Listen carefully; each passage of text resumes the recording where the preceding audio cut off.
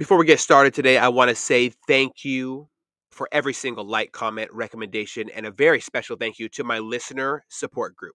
If you like what we do here at Off the Deep End Podcast, please consider checking out the listener support tab on our channel's anchor link. Without you, we would not be able to continue the great work we're doing with these conversations, breaking down boundaries and helping heal each other by sharing our stories, our trials, our tribulations, and how we process them. Let's jump straight into this episode. Are you thinking about making a podcast? Spotify has a platform that lets you make one, and if I can figure it out, you definitely can too. You can create your own content all in one place for free with zero hangups and even earn money as soon as you get started. Spotify lets you record and edit episodes from your phone or computer so you can go mobile, just like I enjoy to do. My favorite thing about it is that you can create video episodes if you wish and upload them to wherever podcasts are heard. You can even set up subscriptions or, if you're like me, listener support options for listeners to help you grow. I 10 out of 10 recommend the Spotify for Podcasters app. Or, why don't you just step over to www.spotify.com/podcasters to get started on your own podcast. What's happening, everybody? Welcome back to another episode of Off the Deep End Podcast. As always, I'm your host, Eddie. But today, as always, it's not about me. I am so excited and blessed, honored, honestly, to be sitting here to celebrate Women's History Month with someone who is making a serious impact in the Pacific Northwest, someone who I sought out to specifically have on today as we commemorate all the great ladies in our lives to talk about the powerful impact they have on us. I don't think I could be anywhere near where I'm at today in my life without the people who have impacted me, and the majority of them were ladies. So I'm so excited to be a part of this and to be just a humble servant of humanity in this conversation. I'm joined today by the one and only Miss Lori Longthorne, and I cannot believe that we finally were able to dial this in. Thank you for joining me today. Finally. Thank you, Eddie. Thank you so much for having me. Super excited about today. I've been a follower of your podcast, and I just love the work you're doing, giving folks a platform to just share their stories. It's been just super amazing for me to learn more about people. It's just such a great platform. So thank you again for the invite, and what a day. Yes. The end of Women's History Month. I know. Celebrate. I love it. Thank you for absolutely. including me. Yes. Absolutely. Of course I wouldn't. Of course. How could I not? That's the real question here. Well, why don't we just jump right in and start with the nitty and the gritty. My favorite part about someone's life is usually the foundation of who they become in the future, or it could be the polar opposite of who they are in the future. So your childhood. Tell me what it was like growing up for you. I love it. I was so lucky. I had a great childhood growing up. Super fortunate. My dad, this probably will not come as a surprise as you hear more about my story. He was military. He was Navy. Great man. Just full of energy. He was the kind of person who would walk in the room and he was just bigger than life. Everybody wanted to know him. He knew everybody. He knew everybody's story. He was just a really great person.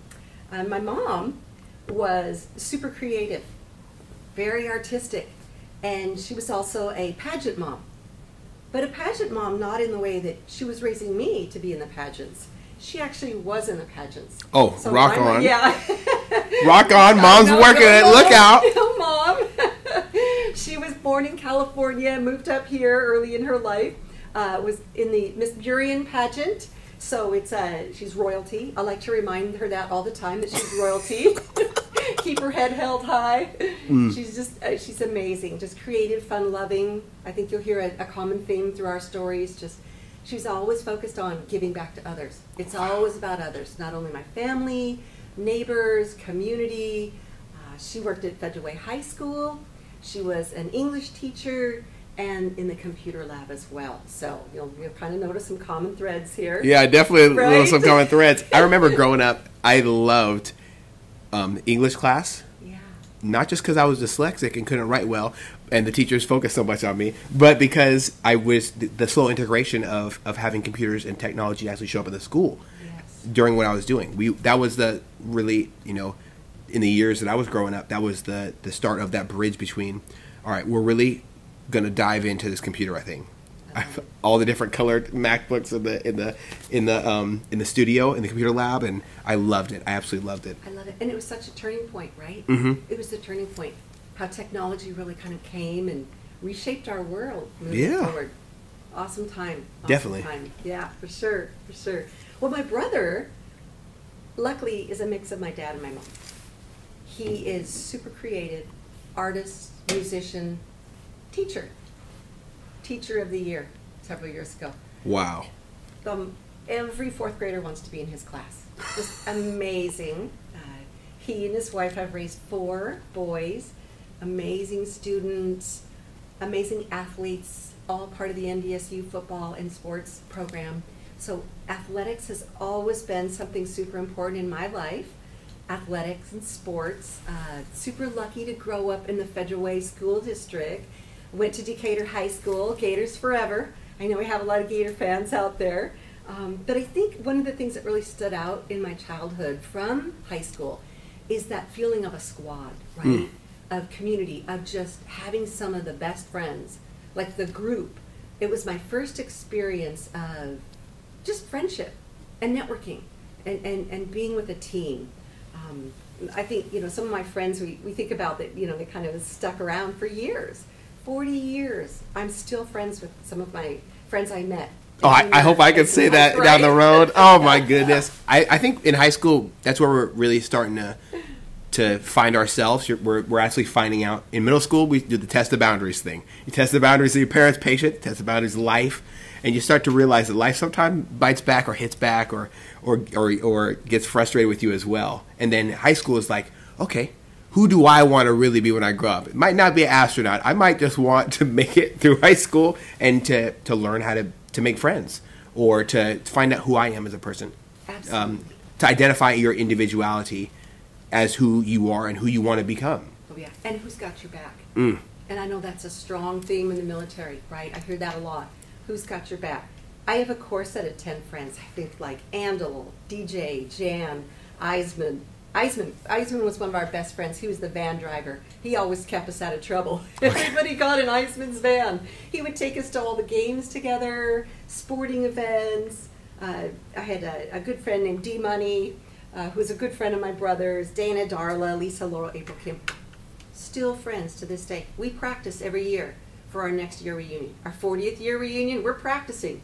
We're practicing. We got to get it right. So one of the things about the friendship, too, is it's taught me is tools along the way, right? Things that are helpful for you. Not only have I been fortunate enough to have some amazing jobs in Fortune 500 companies, but I've learned a lot along the way. And I think one of the number one things for me that I've learned is the importance of people and networking and just taking care of one another. So very lucky at an early age to learn the value system of having a great family, having great friends to support me. And as I've gotten older in life, I've kind of learned that just doesn't happen for everybody. That not everybody I meet has had a really great upbringing. They maybe haven't had some of the values that I've been able to build. And so it's helped me see things a little differently. Like even when we listen to some of your podcasts, the podcasts, everybody's story, how they start off, they're growing up, it's different. And everybody's story and their challenges and their struggles and how we all succeed and we fail, but we go through it together. So that's the one thing that I think I've been pretty fortunate is I had a strong value system really reinforced. I think that having values as a child and as you grow, definitely it's what separates people who know who they are when they grow up and people who don't. I think that guidance from the family unit, is essential, right? Having 2 people or 4 people or 100 people, because sometimes it takes a village. It really does. Having all those people to support you, to guide you when you're feeling lost, to answer your questions, to help you with your homework when you just can't figure it out. Exactly. All these things are critical, I would say, to the youth development. And it doesn't. I don't think that development has to stop just when you turn 18. I think it's a bad idea to say, okay, well, you're 18 now, get out of here. You should have it figured out by now. That's in my opinion, that's flawed ideology. It's a flawed practice, and to make sure that we have the next generation really be successful, they do need that guidance. I love it. And tools, right? We're so young. We're so young. If we look back and say, wow, if I just would have known some of that, right? If the tools are just so important growing up. And power. Your word is power. Your word for this podcast is empowerment. Mm-hmm. And that word power is just so center on everything we're talking about. I was so lucky growing up where my mom would say, hey, what do you want to do? And why aren't you doing it? Like, do you want to be a Girl Scout? Go be a Girl Scout. Do you want to learn to play guitar? Go play guitar. I was empowered to do whatever I was passionate about. And I just couldn't imagine to be growing up as a child to not have someone have your back and say, what do you want to do? And let's make it happen. That's a lot of them, it's really emotional, like, honestly, to hear, because I have so many of my friends, and there's been times in my life where I didn't have that, and it really sucked. It's something I try to do with Jackson is focus on, who do you want to be when you grow up? You need to ask yourself the tough questions. Why am I not where I need to be? And who's to blame? And it's usually, we can look in the mirror at our tendencies, our goals, how we're working towards them in the moment, and we can easily find where we need to be. But without having support, it's really hard. It's an uphill battle. The more people you have, it levels the playing field. Absolutely. Speaking of playing and sports and everything you brought up, I think in our previous conversations you mentioned competing in different things. So why don't you talk about and share with me a little bit about that? I want to make sure that we don't miss it. I'm a really big fan of competitions. I'm a really big fan of testing your physical abilities and your mental abilities.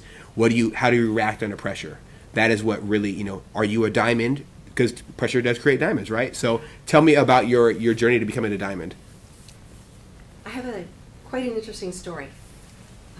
When I was little, I actually wanted to be a professional motocross racer. At the age of 9, I decided that it would be fun to ride motorcycles. My dad had a motorcycle, my uncle had a motorcycle, my brother had a motorcycle, and I thought, the guys are all racing.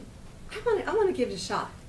We would ride around on our bikes in the backyard, and it was fun. And I thought, well, what if we went to a track and we had a little bit more dirt out there and some jumps and actually some people to race with?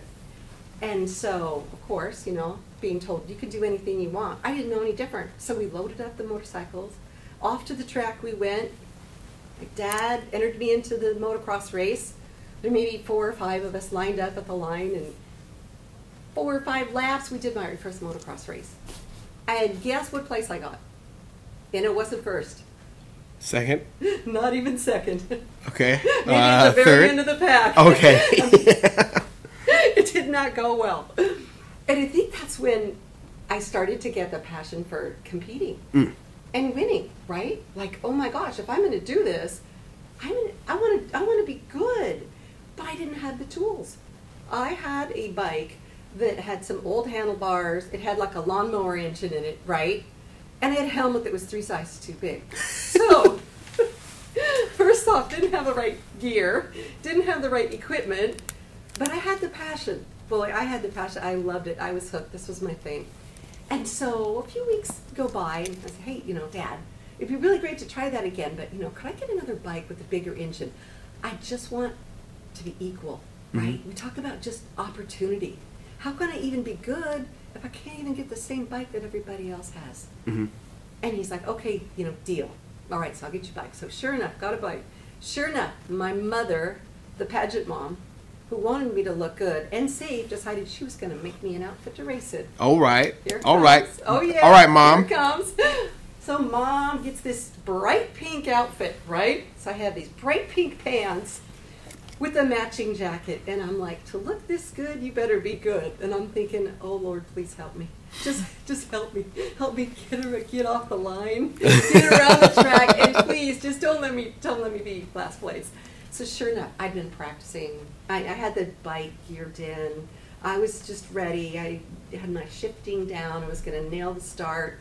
Sure enough, I wasn't last. I was first place.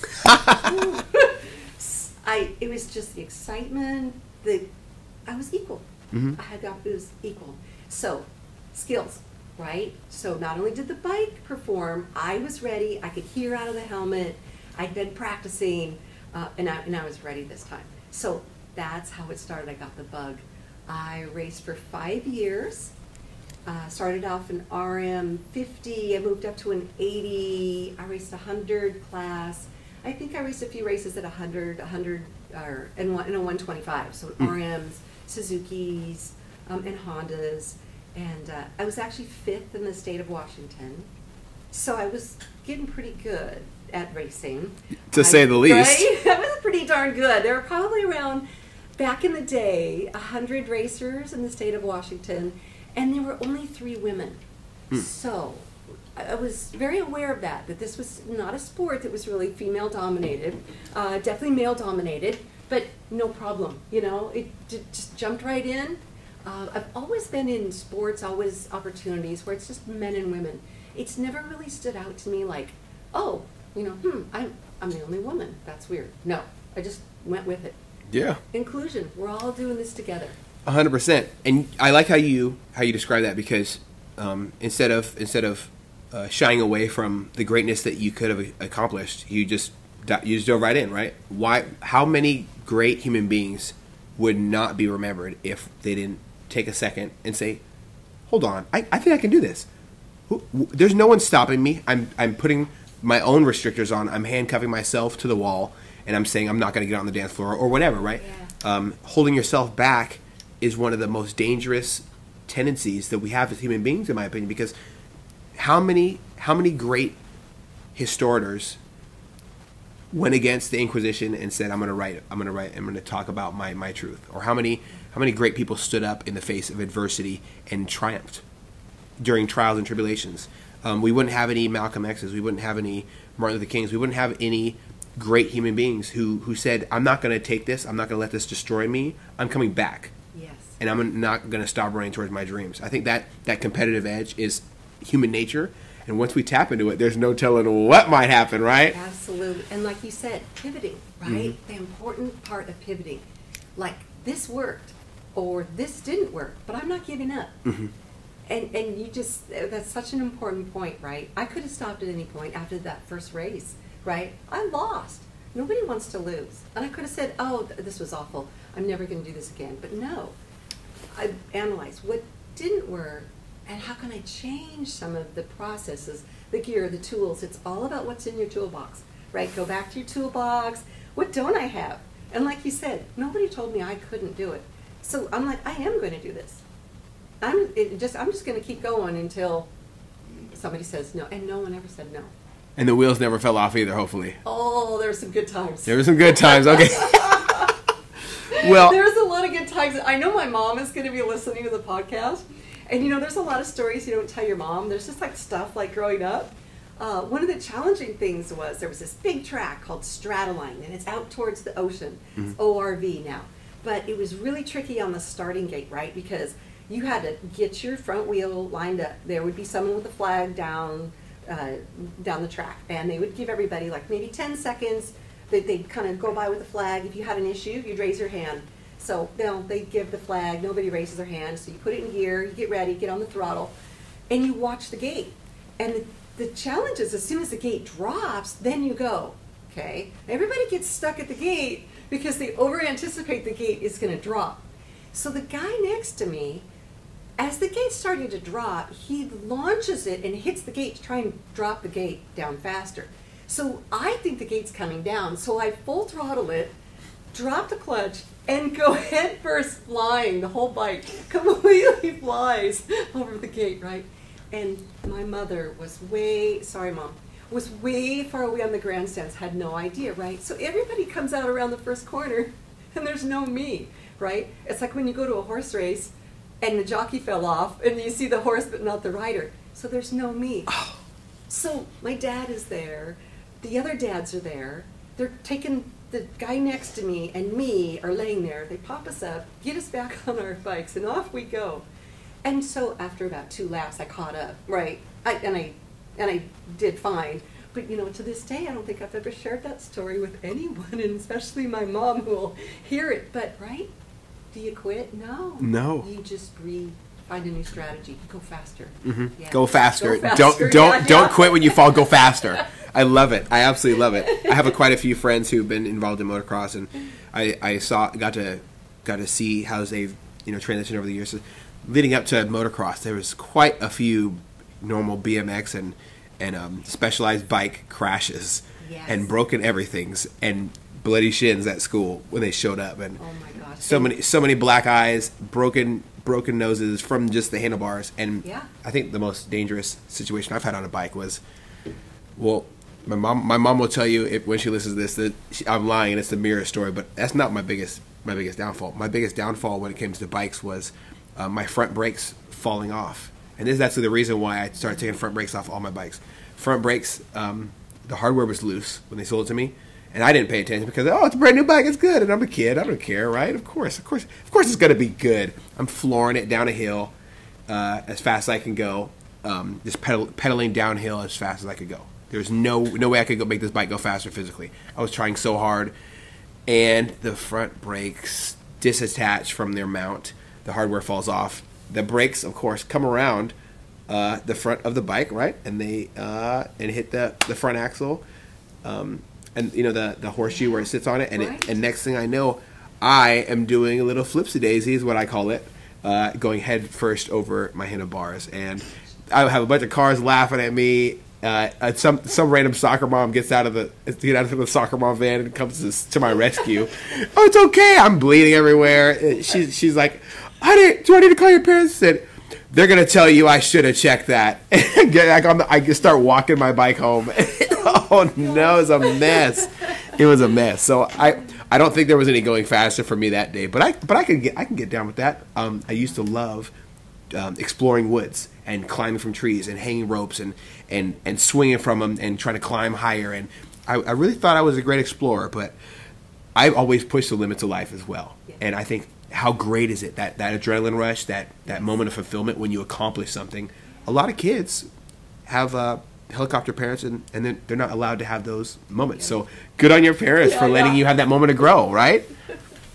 Yes, yeah, great opportunities. Yeah, super fun. Wow. Well, I really do miss riding bikes, right?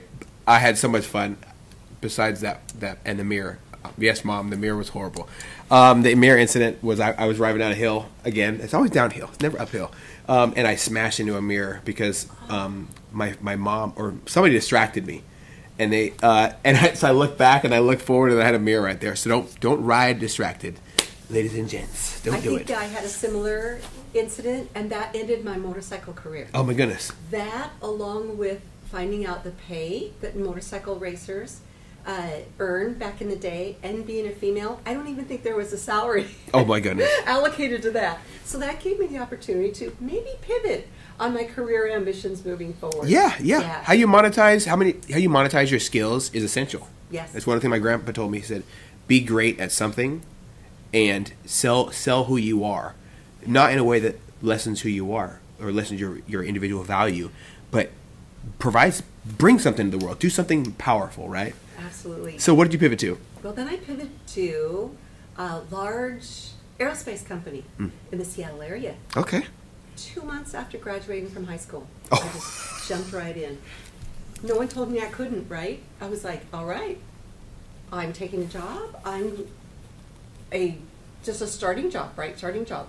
So it's funny you mentioned about computers, right? You started to get going with computers, right? That was kind of like a pivot for you. Yeah. Well, I joined the workforce, and this is a dinosaur story. We're going way back here to black and white TV, when dinosaurs ruled the world, and we had typewriters. This is like when we didn't even have computers yet. One of the things that I noticed was there's a great opportunity to bring in new technology. This was just when computers were coming out. What an amazing time to be working in a Fortune 500 company. Yeah. Right? It's always the what's coming, what's next. Everybody wants to be part of the action. Like even today, you think of all the cool things that are coming with technology. Back in the day, and this is about 40 years ago, I already had this thought, oh no, typewriters are not going to work. This is manual, old school. Handwrite something and then type it, and then the first mistake you make, you have to, oh no, do it all over again? No. So I was so excited to be part of that technology revolution when computers first showed up that I signed up to be in charge of the training program. So I wanted to learn the new technology, right? We talk about learning, and growing. This is just so important throughout life. Learn and grow, learn and grow. So I learned as much as I could about the computers. I volunteered to do training for everyone. I trained our whole team to help empower them and elevate them to help get them to the next level. Because that's what it's all about, right? Helping people, making people have the tools available so they can be all that they needed to be, right? 100%. Amazing, yeah. I think that technology can be a very powerful asset. If you look at even the United States Navy that I was a part of for a while, they're still using a lot of the same practices from the past, and it got to the point where, okay, let's get rid of this phone and distance line, right? Yeah. Let's get rid of this, or let's get rid of the idea of using the communications brought in by that. We're still going to use sound power telephones, but why don't we upgrade and send something between the two ships? I don't know, maybe like a walkie-talkie or something. We might be able to figure this thing out. Just talking instantly. You know how to say again, you're talking to the sound power telephone that is just connected. And it's insane. It doesn't need any power. Yeah, it's very useful. Yeah, it's amazing. But I don't see any EMPs going off. So why don't we just figure this thing out? It's amazing, isn't it? The communication tools and how much it's evolved. And one of the cool things that happened was not only like you said, how can we communicate more effectively? I was on a project. I worked with I had a team member, and his name was Mario. And our manager came over, and Mario and I were talking about a project we were working on, and there was a third person there in the room with us, and my manager turns to the third person and says, hey, there's this amazing opportunity for you to go and learn this new technology. It's called electronic data interchange and e-commerce. And there's this seminar, and it's going to be in Washington, D.C., and it's 3 days, and it might be kind of scary because you have to go there by yourself, and then you have to drive around town, and it's a new technology, and it might not be your thing. And the person was like, no, I'm not doing that. And so here Mario and I are in the room, right? And we're looking at each other like, what an amazing opportunity. Somebody must have told him no, that he couldn't do these things when he was little, right? Yeah. Where did he just all of a sudden say, no, I don't want to do that? And so the manager looks at Mario and says, Mario, what do you think? Mario's like, I think that sounds pretty cool. I think I'd really like to do that, and I'd love that opportunity. And so I'm thinking, okay, it's good to be a runner-up, right? So I'm like, okay, ask me. Okay, so the boss says, Lori, I don't know if this might be something before he could get the words out, I'm like, what time? What time do I need to be at the plane? And what do I wear? That's all I need to know. Excellent. Where do I go in, and what do I wear? And I am not saying no, and I'll figure it out when I get there. Yeah. That's the other thing about life. You don't have to have all the answers. You don't know who has all the. We're not born with all the answers. 100%. We figure it out, right, Eddie? We figure it out. We pivot. You have to pivot, and not having control is a good thing. It's not good to need to know every single detail of the situation in order to enter it. Caution and throwing caution in the wind is my favorite thing to do. I don't like to be cautious every chance I get. Safety zones and comfort zones are dead zones. Greg Plitt said it, not me. Yep. Shout out to Greg, RIP. He's a phenomenal individual, Army Ranger, motivational speaker, everything under the sun. So, that was one of the lessons I learned from him is, you can't grow from these false realities that you tell yourself. I can just stay in this little box and nobody's going to bother me and nothing's going to go wrong. I can control every single thing. I'm going to adjust all the pens perfectly on my desk. Everything's going to go smooth. Something's going to happen. Someone's going to bump your desk and you're going to freak out. Okay, it's not going to work out like that. Yeah. And you have to in life always pursue these great things. Where would we be in life again if we didn't take chances? So throwing caution in the wind is something I'm hearing from your story, and it's so exciting because that's a necessity. Yeah. We have to. You go, and we went, and we learned, and that was the most important day of my career. At all the companies, this was a changing point for me. I went, and I learned a new skill, a technical skill. Right? This is how I got excited about technology, just like the excited about motorcycles. Right? The passion to learn. The adventure, the who knows what. It was the smartest thing that we had decided to do. When I got there, I had an opportunity to not only learn this new technical solution that was coming with the EDI, the e-commerce, much like you said, it's the walkie-talkie of the futures, right? It's how you communicate. the world was moving towards electronic communication. It's like email back in the day, like the start of email. That's really what this was all about, right? So having the excitement level about this technology, grabbing it, learning it, and not only was it technically, did I find that you, no matter what you do or where you are, you need to be good at what you do. So I got really good. I learned how the technology worked. I tested the technology. I could tell the story about this technology. And not only did I understand it technically, but I started to use a network. I started to build a network of all the people that were involved in it. And the carriers, the marketing contacts, the lawyers. There was all these people that when I left that event, not only did I come back with a skill, a technical skill, but I learned probably one of the more important, or equally important, I should say, but for me turned out to be the most important skill, and that was the art of networking. Okay. And meeting people. Everywhere you go is an opportunity to meet someone and learn from them.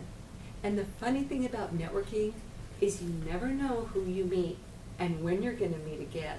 And one of the things that we'll talk about is further in the career, some of these key people that you've met keep showing up in your life. These game changers. Yes. The people that just are, you can count on, that just make a difference, that are always there. They're doing cool things. They're changing the world. They just keep showing up. They don't stop. It's their thing. It's like the you know, as people, some people are inherently buoyant, right?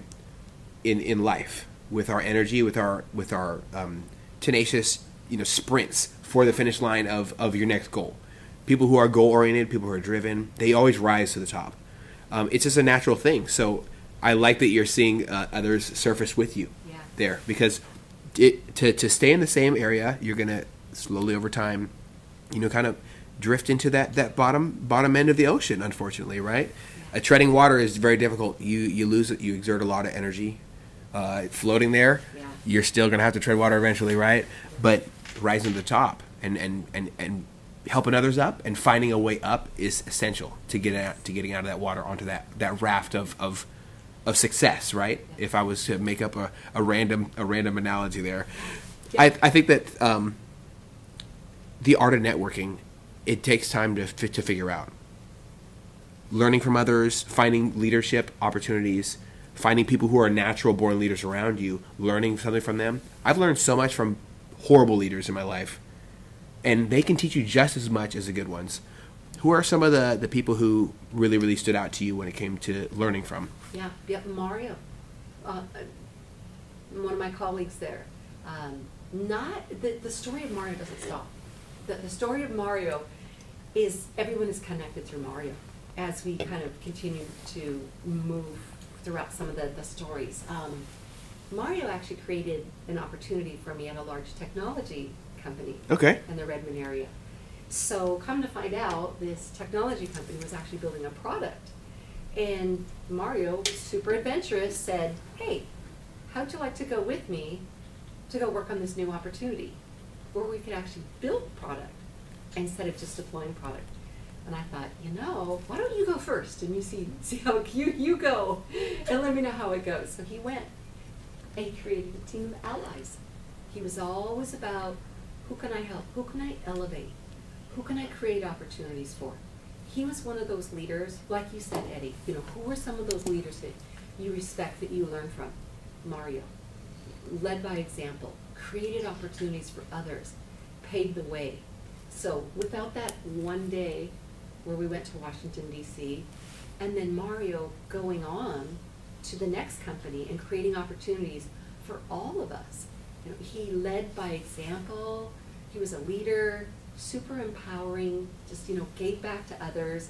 He definitely is one of my leaders that I really respect. Mm-hmm. The other one, there's another female leader, and her name is Kathy Rodgefeller.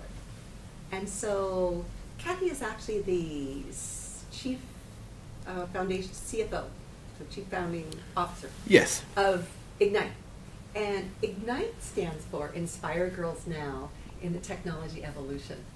And so, a funny little story about how Kathy and I met. And it was actually you heard the pattern of the Mario and Kathy, how we connected. So I was working in a role, and I just happened to look around the room, and I was like, this is the first time that I noticed I was the only female. Now, I had raced motorcycles, no problem. I had been in other companies, no problem. School, no problem. But all of a sudden, I was in this new role, look around the room, and I'm alone. I'm alone. This is something new. And so I'm thinking, well, where are all the other females? Because this is an amazing opportunity. Do they not know about it? Are they not interested in it? Where are we losing the girls? Are we losing them as they come out of high school? That they're not interested in pursuing careers in technology? I just didn't know. I was baffled.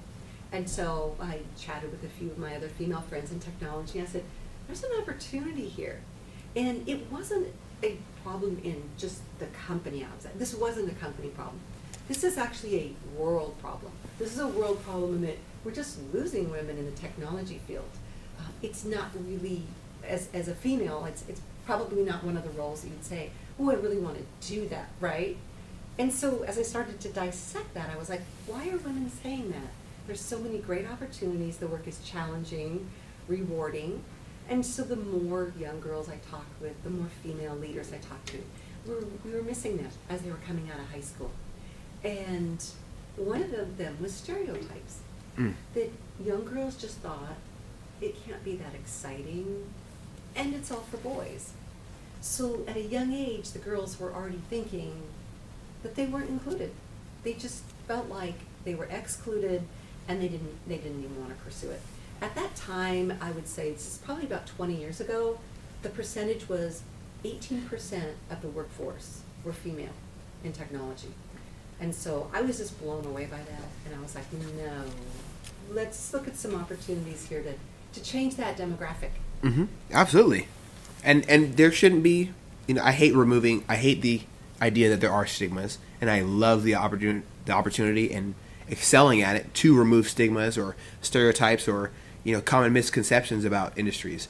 I love the fact that I'm in the elevator trade right now, and I love the women in the elevator trade. There's no thing they can't do that I've ran into. There's nothing that there's no idea of them sucking or anything. Like I don't get what stops others from entering trades. It often comes down to when I ask them, like, where are the rest of the girls in the trade? Like, where's everybody? Because I see every single shape, size, and color of skin in the industry. Yeah. But one thing I don't see is a big boom of women in the trade. And I asked, like, I didn't even know about this because, like, me personally, everybody knows my story. I didn't even know that elevators were a thing. I found out about elevators, like people actually fix these things on an emergency line, on the ship, right? Yeah. After a horrible, family incident, I found out that there's an opportunity like this, and I said, okay, well, I'm leaving the military and I'm going to come and work on elevators. I guess I don't know, like, why not, right? So I pivoted, right? I love that word that you use. Yes. But I didn't even know it existed. And that happens to be the same thing for a lot of people when it comes to blue-collar trades as well. Yeah. So the tech industry and the blue-collar industry or the trades are experiencing the exact same thing. Exactly. They just don't know. It is not even a thing. Yeah, awareness and opportunity. Mm-hmm. If the girls don't even know there's these opportunities, how can they even know if they like it? So those were really the two biggest challenges. I think the stereotype, the stigma, it's not for us. And the second is, opportunity. How can we get the girls here to even let them decide if they like technology or not? So I think those were the two biggest challenges. Like you said, very similar challenges, different times in the world. And Kathy Rajfeller at the time was a career counselor in the Seattle School District. And so we had been talking, and one of my friends at work said, hey, Kathy in the Seattle School District has talked about putting together a program where we could get a few women together to just talk about their careers, to tell the girls their path, let them know there's many paths to get to technology, and let them see them. Like you said, let them see what we look like, our colors, our faces, our shapes, our sizes. We're all different, and that's what makes us unique. and special and different and come. And we need your uniqueness. We need you to build technology because we're the ones that use the product. So shouldn't we be involved in what we're building? E-commerce, right? 51% of the women purchase online. Shouldn't we be some of the women that are building the technology that the women are actually using? So getting the women involved, that was, again, quite a few years ago. But Kathy actually started up the nonprofit called Ignite. And Mario, who I had worked for, said, hey, why don't we invite some of the girls over from high school? I'm going to give you $500, Lori, and you're going to get buses. We're going to fix the opportunity problem. We're going to offer the girls a ride over. We're going to have a pizza lunch. We're going to have a speaker panel, and we're going to let you talk about your career journeys. Now, how amazing is that, That's right? insane, right? Totally empowered, made this available through an opportunity. He fixed that problem. We're here. Get them here. And then let them, if they don't like technology, it's not their thing, at least they had the choice. They had a choice. They were empowered to make that choice. So that started. And it started by a lot of local Fortune 500 companies, women, men, teachers, professionals just invested in youth. It started with junior high girls, it moved to high school girls, it moved out of Seattle into Federal Way, into nationwide, into global. So over 20 years, the program grew from just Kathy's amazing idea, a few passionate people who, just kind of leaned in and put some plans together. How can we make this grow and make it scalable? Over the last 20 years, 80,000 girls have come through the program. So the impact has been just amazing. So over the years, we've had girls graduate, right? They're graduating high school, they go on to college. They now speak at Ignite speaker panels. We've been passing the torch now for generation. And it's just been an amazing program to be part of. There was an opportunity to help elevate, right, not only the program, but just leaders. And there was an award opportunity where we could nominate people for great work that they had done. And one of them was a STEM focus, right? And so we nominated the Ignite program for making a difference in young girls' lives. And this was actually a program out of the White House. So this was sponsored by the White House. The White House sponsored a program, a STEM-focused program, and nominated Ignite, and we won. So all of the Ignite members were invited to Washington, D.C. So this is where we really talk about, right, making a difference and impact. It was a program that was just started by people that care, super passionate about helping others, that grows to a global, national level. We go to the White House. We are standing in the White House on the House floor of Congress to go in and talk about the importance of educating girls in math and science and winning this award.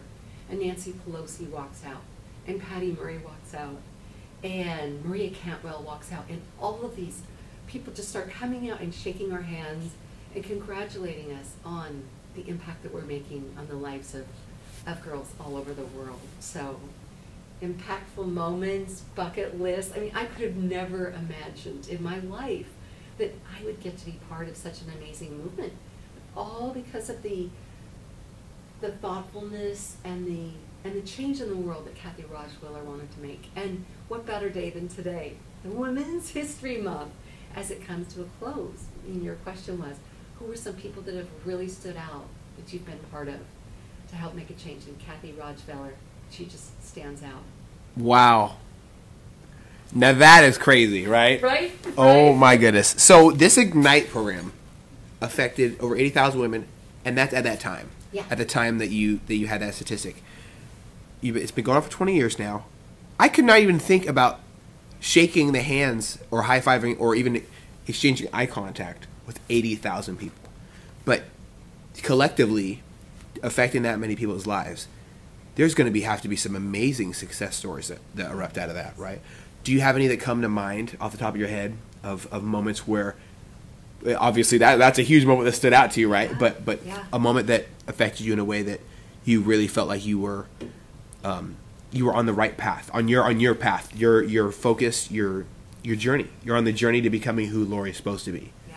One of the really cool things that would come out of the Ignite meetings is, so we would bring the girls in, and there would be maybe 20 girls, and there would always be like 2 or 3 that you just click with. The message was landing, and they were asking the hard questions and the smart questions, and the eye contact was there, and the amazing thing would be the follow-up. They would reach out directly and say, I want to learn more. Can you spend an hour with me? Can I come to your office and just job shadow with you? And that's when you knew that you'd made a connection. And for me, it was the speaker panels were amazing, but it was the girls that would reach out afterwards and just say, I want to learn more. Can you just spend an hour with me? Show me what you do. And I'm like, you want to learn? You come sit with me for an hour. I'm going to show you everything I do in my job. I'm going to give you a feel for what it's like. I want to show you the culture here. I want to give you a feel for day to day and see if you like it. And ask more women, ask more men. Get with people you know. Find out what you really like, what you don't like. And that's going to help you when you get into the workforce. This is just kind of like we're leapfrogging these women, right, to give them these opportunities. The cool thing for me was these girls, 4 years later, would end up at corporations I would be working at. They then would be on the speaker panels with me. I'm like, just 5 years ago, you were in high school, we were talking to you, and now you are speaking to other girls. So it's passing the baton, right? It's passing the baton. It's elevating. It's reaching back. How can we keep helping? You got to reach back and bring them with you. You got to bring them along on the journey. I think that was my biggest thing. Every year there's a gala, the Ignite Gala, where we all get together and we just talk about the great things and the impact that we've been able to have through the nonprofit. And there will be speakers that say, I couldn't be here today because of the amazing women in this room. And they would name you. I think Charissa Egglestone, she works for Federal Way School District. Both she and myself were awarded 4 years ago with the Shiro Award for all of the work that we've done as part of Ignite. And that was really humbling. But that was because everyone nominated us to be the Shiro for all that we've done for the community, for them. So I think really impact moments, that's how it's really stood out for me. Obviously the speaking of in the House floor of Congress was something amazing, you know, that will just be with me forever and just fuels me with the passion. Those were really some of the key moments, but it doesn't stop. Eddie, just last week, we had 10 girls from Thomas Jefferson High School come and learn about careers in math and science, right here in the room next door to us that we were just at in this building. So it just hasn't stopped. It just keeps going. So I love that. This is ridiculous. You know what? I should have come up with a program called. I wish I had came up with that idea. I think it's just phenomenal. There's always something that's been really, really apparent to me that I want to always be around people who are helping others and be around people that are on their path. And I think you really have found your journey. You're exactly where you're supposed to be in life because you're helping others. There's this weird feeling we get when we help people. Yeah. It's not like the selfless feeling, but it's more of a I'm doing the right thing because it needs to be done, and someone needs to do it. Someone needs to step up. I always say that the effect you have on others is the most valuable currency this life will ever offer you, and you're definitely rich as hell. Okay, I just gotta say it. Helping people is huge. Yeah, that's where this life thing is worth it. Yeah. I think that's where this sense of purpose shows up, right? We have a big issue in America right now with mental health, with having a feeling of I belong here or purpose. And I think it's really, really great that you and all these ladies are all coming together and helping each other. What would life be like if we all gave others, just at least one person, a hand up in life? Not a hand out, but a hand up. Here, check out this opportunity. You might like it, you might not. But if you do, and you pursue it, I'll be there. You can bounce ideas off me. Let's work together to improve as a team and as a unit. And that creates not only a more productive workforce, but it also solves a lot of issues when it comes to purpose. So I really do love that you're doing that. And it's the gift of time, right? The gift of time. Helping others. Maybe there's an opening on your team, some of the work you're doing. Letting folks know, hey, you might be interested in this role. maybe you'd like to come and watch and see what I do. This might be something you might be interested in the future. But you're right. What is it that we can do for others, right? Take Our Sons and Daughters to Work Day is coming up April 25th. Awesome opportunity for everyone to make sure that their children, their nieces, their nephews have opportunities to come wherever you're working. Show them these opportunities. You know, what an amazing way to give back, right? Invite people to be part of, you know, might not be your children, someone else's child. Bring them to work. Volunteer to go to someone's school. Talk about the work you do. You know, just kind of keep the interest going, how we can help our youth. Mm-hmm. And it's not just the young girls. It's the young girls and the young boys, right? It's all of us working together. I mean, if we just focus on young girls, then we're right back where we started. We've left out the boys, and that's being exclusive. And that's not right. The word inclusive means we're all included. And that's what it's about. It's all of us working together, bouncing great ideas off each other, being better together. So I love what you said. We can all do something, right? Yes. Anytime throughout the year. There's so many things we can do to help others. And listen. Listen to what people need and help people. 100%. So going through life, there's a lot of huge highs, right? Yes. Yes. I think it's a great perspective builder to have those moments, those great moments. Building strength and fortitude over the years, it takes time. You have to really understand yourself, and I've definitely had moments where I was able to lean on myself for my great moments. Lean on the foundation I built, the strong foundation I built from the good times, in the hard times. Yes. What moments do you look back on and lean on for you? Because other than obviously going to speak in front of the White House, it's huge. It's huge, yeah. And it's a great question, right? Is in life, like we talk about the high points, right?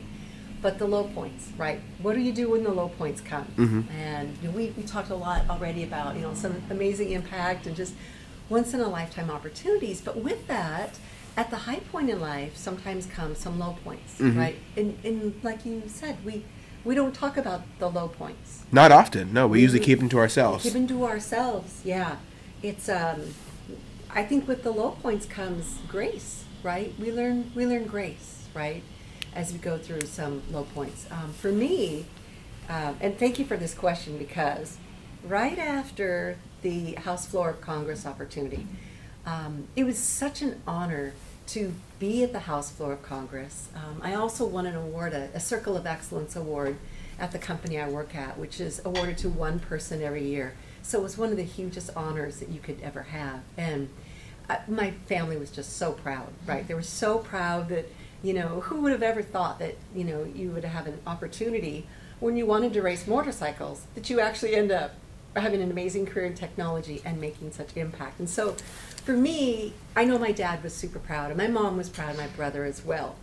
The really interesting thing was that year, to be at such a high point in life, for that year to find out that my father had lung cancer. So probably about 3 months after in the summer, I had these high points. And then 3 months after that, right in the fall, my dad was diagnosed with lung cancer. And it gets even a little bit harder. In November, so just 3 months after my dad was diagnosed with lung cancer, I was diagnosed with cancer myself. So, after years of motocross racing, I felt something on my side, and I thought, well, something's not right. It must just be long-term damage from riding motorcycles.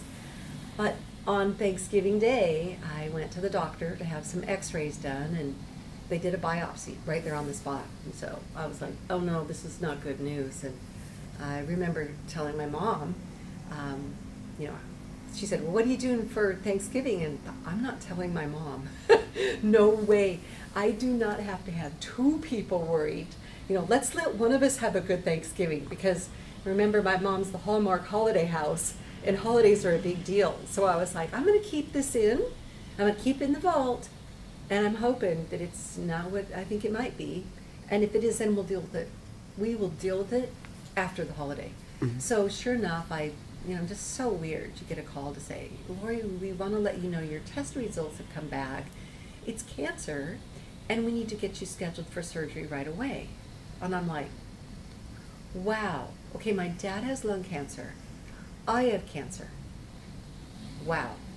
A lot to process, right?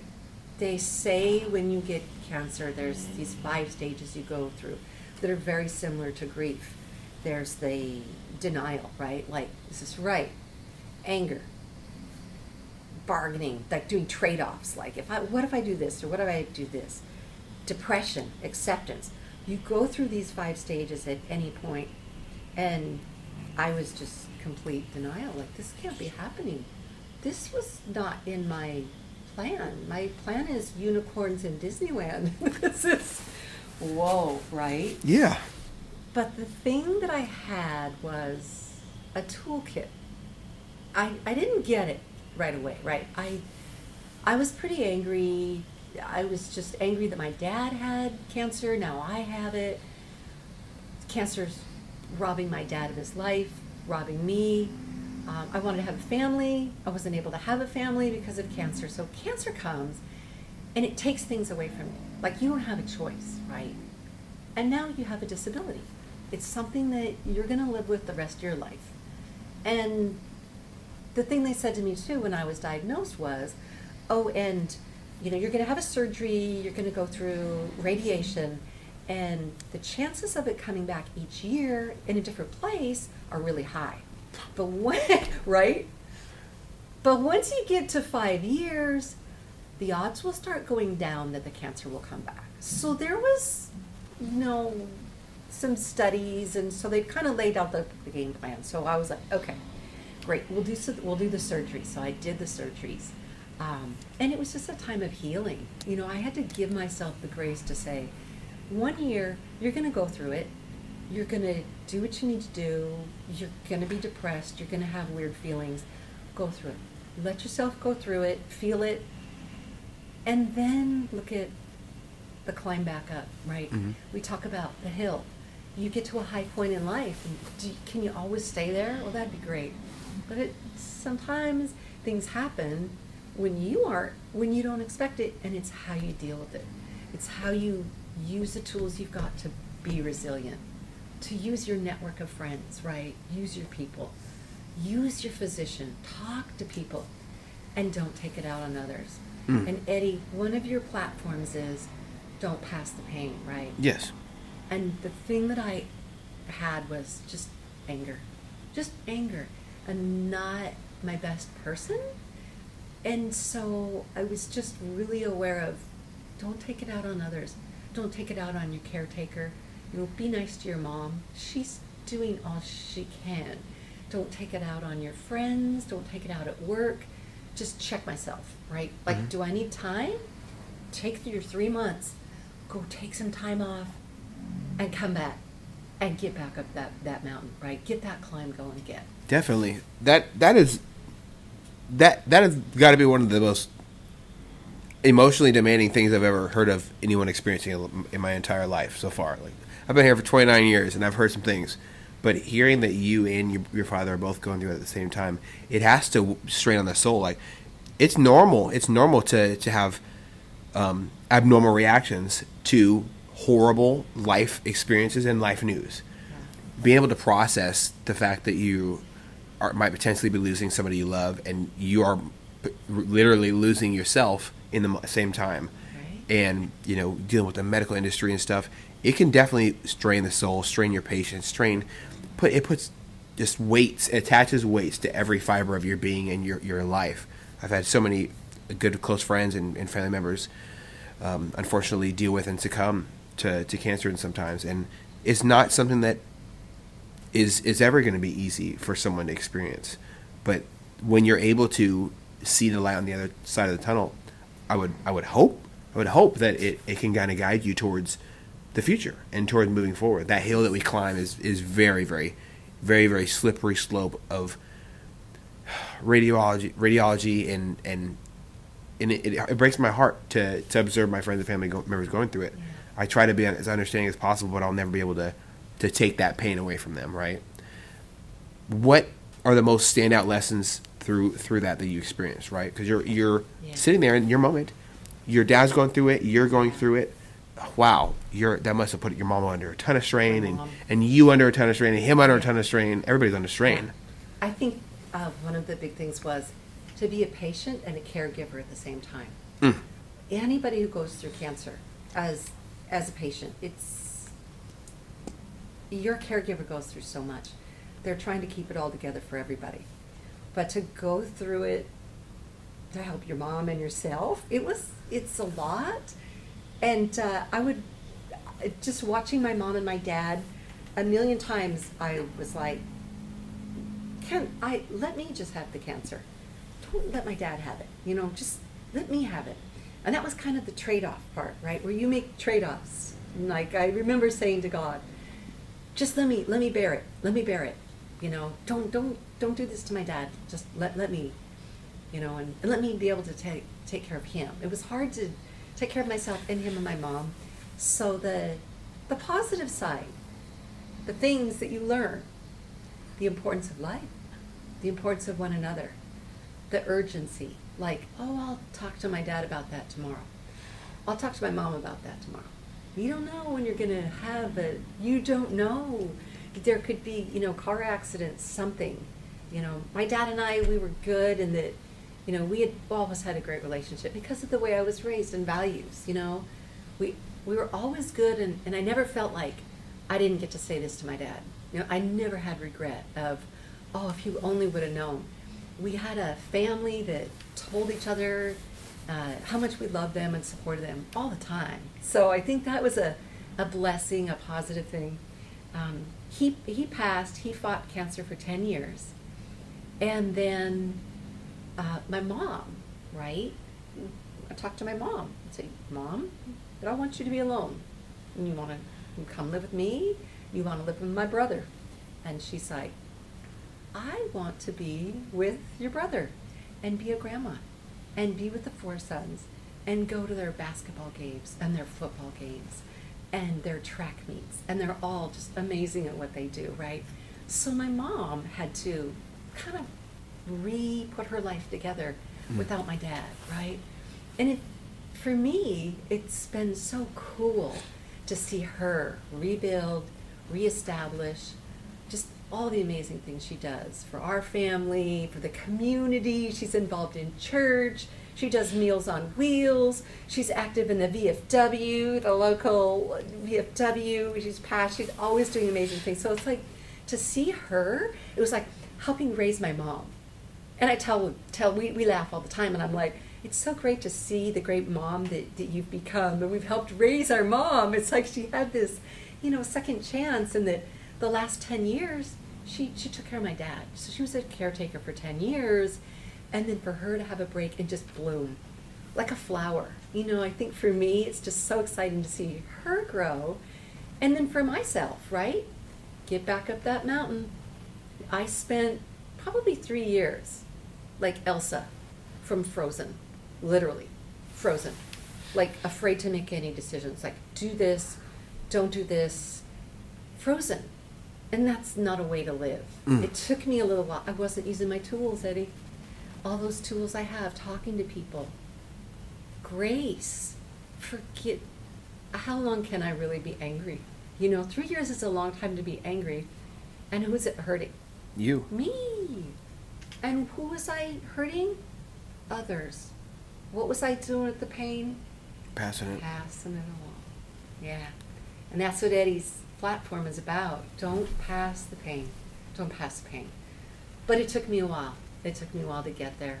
It definitely does, man. I think about the things that you're speaking on, and wow, how many times have I not felt rushed until I did lose a parent? How many times did I not feel like I needed to say things right there at the very time to this person? I think that I do live in a significant amount of fear of losing somebody I love all the time. I try to make it a point to speak to others and let them know that I care about them, that I love them, that I call people to let them know I'm thinking about them. I called Tony Dayton just the other day and I'm like, hey, Tony! Oh, yeah. Tony, I want you to know. I just called to see how your day was going. And he's like, what? So I always FaceTime him on the way back from work or from inside escalator. Sometimes Josh Wielden, Cody, I talk to people I care about often, and I try to talk to them and let them know that I really do value their existence, because nobody knows when their ticket's getting punished. And I try to live a life of gratitude and have an attitude of gratitude, as some say. But it can be definitely difficult when you're shouldering the weight of the entire world, or you feel like you're going through the most turbulent point of your life.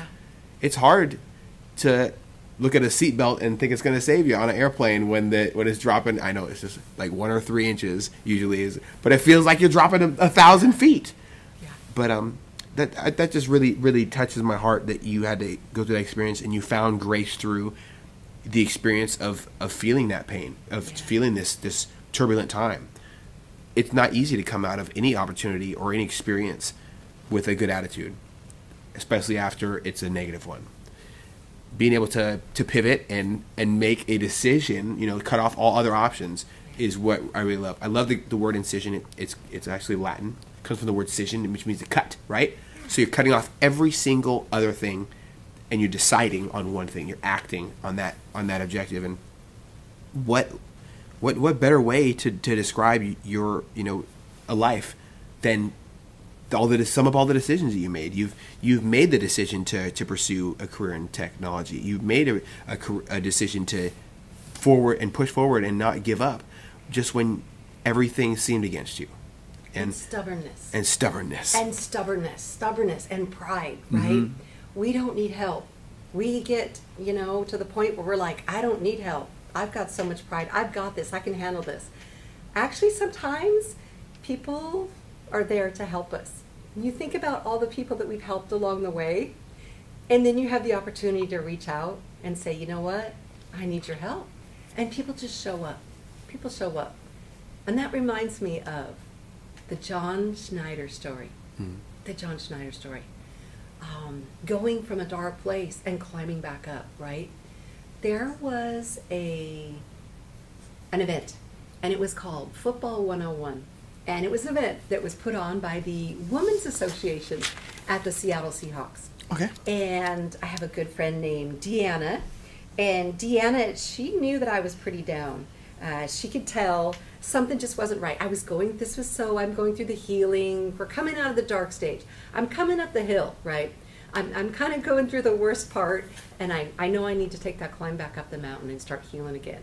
And Deanna and my friend Tina, Megan and Janice, my girlfriends were like, we need to give Lori some help. And so they said, Lori, there is this Football 101 camp going on at Seahawks headquarters at the VMAC. And we've signed you up and you're going with us. And I'm like, all right, okay, cool, we're going. Now, who can say no, right? Anywhere you're going to the VMAC for an event, I'm in. Okay, and what am I wearing, right? It's 2 questions. What time am I there, and what am I wearing? 49ers gear. No, never that. Well, that's certainly an option. That's an option. That's right. So the girls rallied behind me, right? And it's like, when you need people, be that person, right? You never know when you're going to need something. So we talk about where you can help. Just lean in, listen. This was just an amazing example where I needed help. I couldn't help myself. And the girls rallied, and there they were.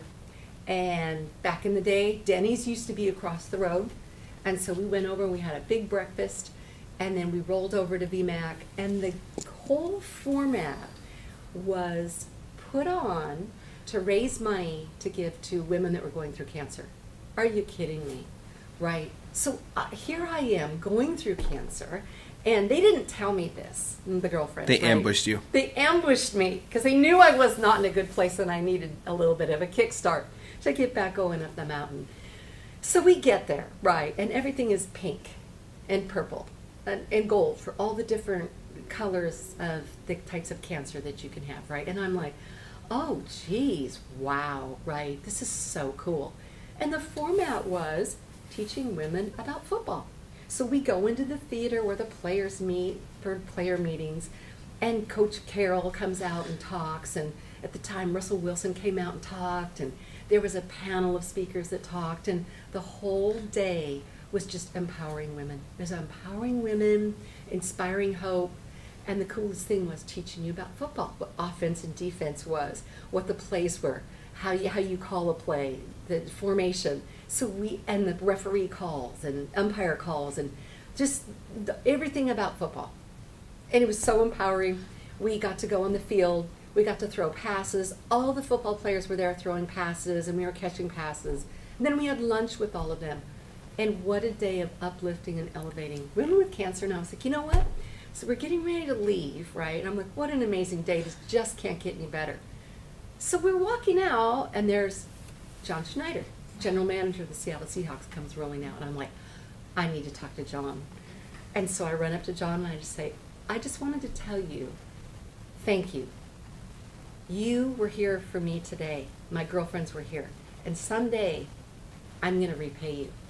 I'm going to show you my appreciation and give back in a way that I can. And so he's like, cool, nice to meet you. That was like, I want to say 20 years ago. Yeah, it'll be 20 years ago. We did Football 101.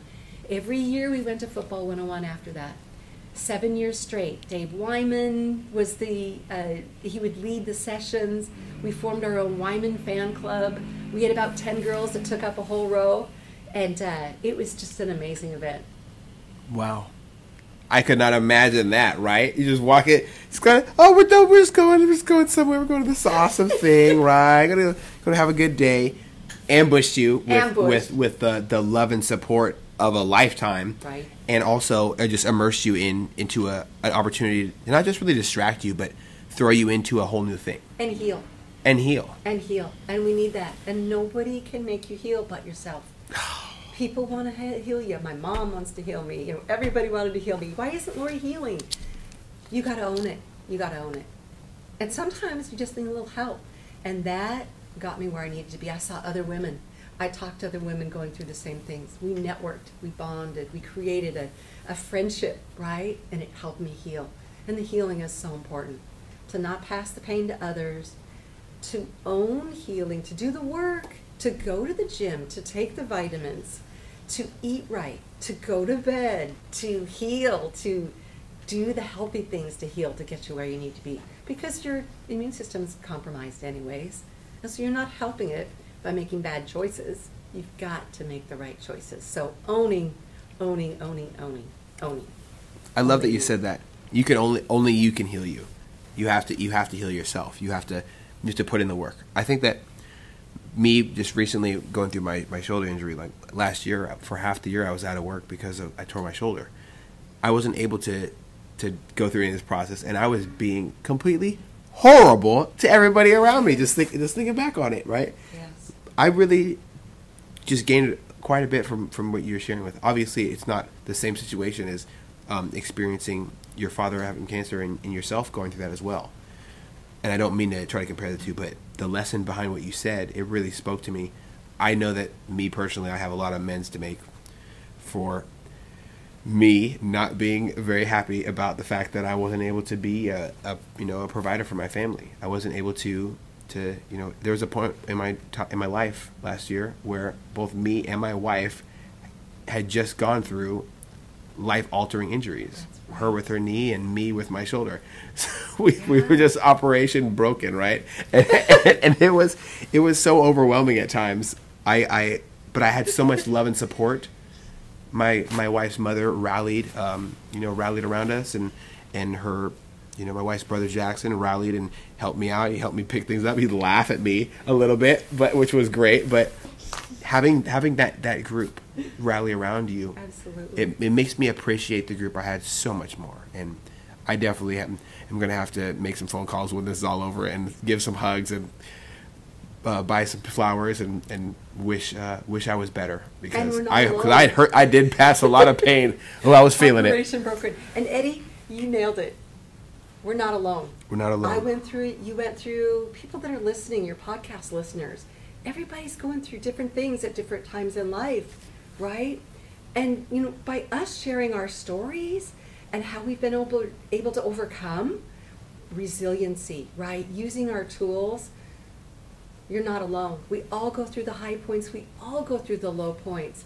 But you got to stick in there, and you got to let people help you, you know? You know, my story, you know, too stubborn to take feedback, you know? Like, I know all the answers. No, I don't, you know? And look what happens when you open up.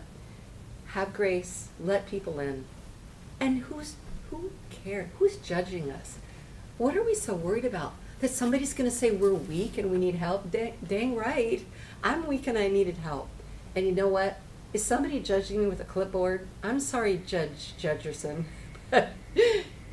Does it matter? In the end, does it care? You know, who's keeping score? Somebody's keeping score because I was human. It does. You kind of get to a point in life where you're just like, what am I worried about? Gotta throw caution to the wind. Yeah. And pivot. And pivot! You have to pivot. Excellent. So, we've talked multiple times so far about lows, navigating through those situations. You know, you just talked about a very, very low valley. How do we work out of that? One step at a time. Each day, a small progress. To get back up that hill. Networking. I think one of the very first things we talked about was values and just having a core foundation of people. People are our best tool in our tool case. Through my life, everywhere I go, I love to meet people, connect with people, network. As I was getting ready to head back up the hill again, right?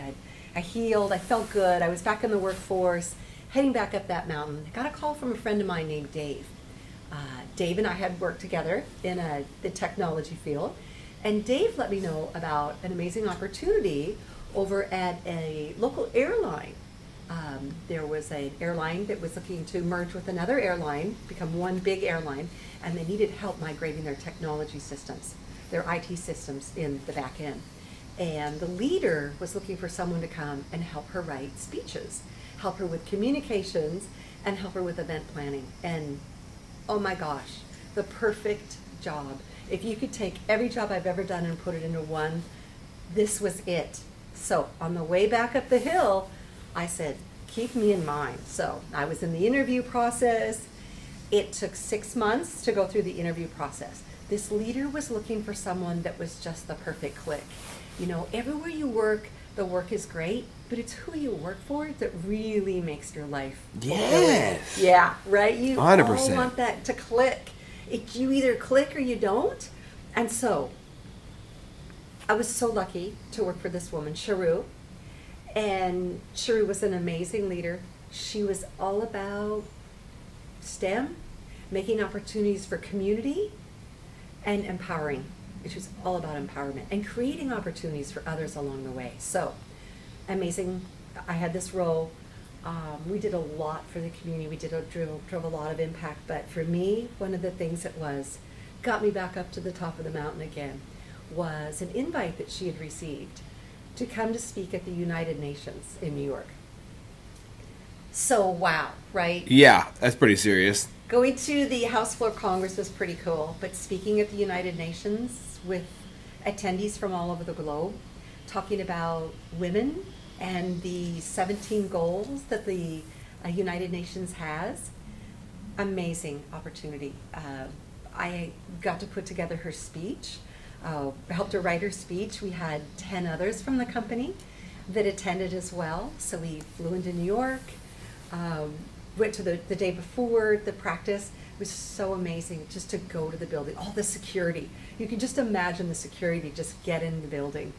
Just getting in the building and just the presence and just the power, just the amount of just change that building. You know, the people from all over the world have come there and they've just changed the world. And her speech was all about empowerment, empowering young girls, making opportunities for them in STEM-focused careers, and just empowering. That was back up the hill and on top of the hill again. So amazing opportunity. From there, Sharu was invited to speak at the World Trade Center in Seattle. So she had done a lot of networking with local CIOs that were all passionate about the community and technology and driving innovation, right? Building solutions that can help innovate the airline. And so one of the speaking opportunities she had was Carmen Best, who was the chief of police at the time. And so Carmen and Cheru had a fireside chat together where they talked about the importance of using technology and innovation. And it was just an amazing opportunity to meet Carmen, just such a go-getter. She wrote a book. She has a book called Black and Blue. And it's all about her growing up, how she had her values, some of her just challenges growing up, how she was resilient. You know, we look back a few summers, there was a lot of things changing in Seattle. Oh, yeah. Yeah. Yeah, there were, you have to be resilient in those situations. Sure. I looked to Carmen Best with admiration for how she dealt with things. You know, I don't, there's a lot of negatives that came around that time. You know, we were all going through some weird things in life, but Miss Best definitely had a lot of weight on her shoulders. Oh, yeah. And having to shoulder that, it can take a toll on you, or you can power through. And I really think she did a good job of powering through. Absolutely, and such a strong character. Mm-hmm. Just such a strong character, just rooted in her values, and a nice person. Now, you and I have had the chance to chat with Carmen. Yeah. And she's just amazing. We actually, through Carmen, we met. We have another friend who does a lot of work for the military as well, Mm-hmm. and that's Nate Boyer. I know it's the Nate story. I love Nate. He's awesome. We love Nate. Everybody has a Nate story, right? How we met Nate, how Nate's connected. When I was at the airline, I had posted that we were doing an event for, I want to say it was Veterans Day. And Nate saw the post talking about some work we were doing. We have an aircraft. It was honoring those that served. And Nate saw that, and he sent a comment like, hey, I'm coming to Seattle. We're starting up the MVP in Seattle, Emerging Vets and Players. And it's like, oh my gosh, well, I'm in Seattle. And I'm like, why don't you just stop by and we can learn about what MVP is all about? And so he did. He brought some of his colleagues with him and shared the MVP mission, Emerging Vets and Players. When the players and our warriors come off the field, and the uniforms come off, there's a feeling of losing that team. Mm-hmm. And bringing the veterans and bringing the sports players together with common goals, it builds that unity. 100%. And Eddie, you're part of MVP, the Seattle chapter. I know. I love the idea of removing these things that haunt us when no one's looking. Who are you when nobody else is looking? A lot of veterans in the transitional period, they're struggling with identity, and it's not something that is usually spoken about. But it's identity issues. There's a huge issue that we're facing right now. It's who am I now that this uniform's off of me? Who do I represent? Who am what am I doing? What's my purpose? That is a huge issue that affects you, young, middle-aged, old. Sometimes it affects people who aren't even alive anymore. What is their purpose? And feeling like you have purpose is a part of including yourself into your own story. It's a part of including yourself into the future. And understanding your purpose, it keeps you on this earth, ultimately, when you are going through those low valleys. I really do value the work that MVP does in the area. I love their approach to solving some crises that are facing the veteran community and also the athlete community. Who are they when they take off the uniform? A lot of them don't even know. An injury shows up, bam, you tore your pec. You're no longer playing for the Seahawks. Who are you now? Right. You played football for all this time, or you played baseball for all this time. You've been doing it since you were a kid. It's all you know. It's what you love, and now that's robbed from you by unfortunate circumstances. Let's put you back together. Right. And piece by piece. Their stories, right? Mm-hmm. So you do the huddles at the gym, where you come together, the athletes and military veterans, mm-hmm. and you talk, right? You spend that time in the huddle. During the pandemic, I was invited, rough time, horrible time pandemic, just so everything shut down, and you all did virtual workouts, and you brought everybody together, and you built that community and that sense of purpose. 100%. I saw it, and I've just seen over the years, I've just seen people grow through the program. Denver, AJ, Dave, There's so many. Just a list. So There's a litany of them. A mile long. Oh my goodness. Yes. And I love the stuff they do too. Yeah. I like Cody's approach. You know, Cody's the local. He owns Rebel Fitness down there in Renton. And so Cody, he's a former Marine, and he definitely cracks the whip, to say the least. And we definitely do some pretty exhausting workouts. But he's able to manipulate. Cody's been in the fitness industry for a while. Yeah. He's able to manipulate every workout so that we have a very young man named Matt, and he has been in a wheelchair for quite a few years now. Unfortunately, he got robbed of his opportunity to walk by life. Yeah. But he is so full of life because he goes out and about and says, "I'm not going to let this destroy me. I am powerful. I will remain powerful." Yeah. He's there crushing the workouts because the workouts are formulated just for everybody and they can be augmented. Everything can be changed. And part of that inclusivity that you bring up often is that it's a place that's safe for everybody. So, if you're listening and you're in the Seattle area, come down every Thursday, 7 p.m. Rebel Fitness. Why not, right? You'll probably see me there, and we can have a nice fireside chat about life, liberty, and the pursuit of healing because it needs to happen. I love it. And Jason, who's the Seattle chapter leader, absolutely, invited us out. Nino from the Seahawks, who does an amazing job building community. Kyle, we have Kylie. There's just so many people around the community that support MVP. At Christmas, MVP did a toy drive and invited us out. Several members from the company where I work. And so we all came down, and our friend John Schneider was there. So we talk about, life coming full circle. If you remember, when I had the cancer, I told John Schneider one night, I said, someday there will be an opportunity that I can repay you. I want to, when I'm feeling good, I want to give back like you gave to me. Someday I'm going to have that chance. So life is so funny how it works, right? Yes. Here we are in the gym, Rebel Fitness. We turn and look, and who walks through the door? It's John and Tracy Schneider, right? And I'm like, oh my gosh, this is it. This is how we all give back. We help one another along the way. And I saw John, and I was like, John, do you remember 20 years ago? And he's like, yeah, yeah. He goes, did you have a pink hat? I go, yeah. He goes, hey, you had the Beast Mode jersey? I go, yeah. He goes, yeah, I think I remember you. I said, well, this is my way of saying thank you. I said, we have a charity event. We raise money throughout the year, and we were able to give in a huge way back to MVP, the corporation where I work.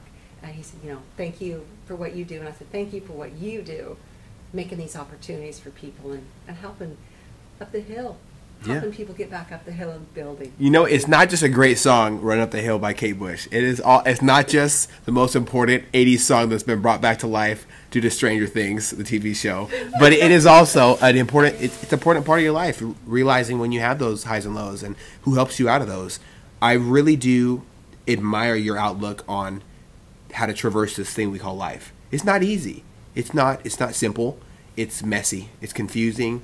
And none of us want to go through that thing alone. So I'm super glad that you're able to understand the value of networking, not just with your career, but also with your friendships, with having a support team, a core group of support team where you can help each other out in life through the highs and lows. And I love that that you have such a well-refined attitude about your low experiences, because Lord knows we all experience serious lows in life. They make us who we are, right? You can't have the highs without the lows.